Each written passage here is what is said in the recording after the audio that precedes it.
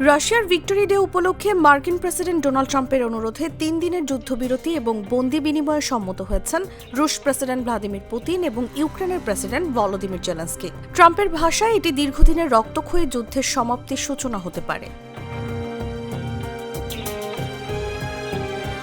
শুক্রবার white house থেকে ভার্জিনিয়ায় নিজের গলফ ক্লাবে যাওয়ার আগে ট্রাম্প সাংবাদিকদের বলেন, আমি অনুরোধ করেছিলাম এবং প্রেসিডেন্ট পুতিন সম্মত হয়েছেন। প্রেসিডেন্ট জেলেনস্কিও সম্মত হয়েছেন, উভয়ই দ্রুত রাজি হয়েছেন।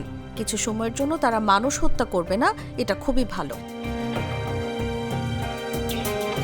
এর আগে সামাজিক যোগাযোগ মাধ্যমে ট্রাম্প জানান, শনিবার থেকে সোমবার পর্যন্ত এই যুদ্ধবিরতি কার্যকর থাকবে। দ্বিতীয় বিশ্বযুদ্ধে নাৎসি জার্মানির বিরুদ্ধে সোভিয়েত বিজয়ের স্মরণে শনিবার রাশিয়ার ভিক্টোরি ডে পালিত হয়। ট্রাম্প বলেন, যুদ্ধবিরতির আওতায় সব ধরনের সামরিক হামলা বন্ধ থাকবে এবং উভয় দেশ 1000 করে যুদ্ধবন্দী বিনিময় করবে।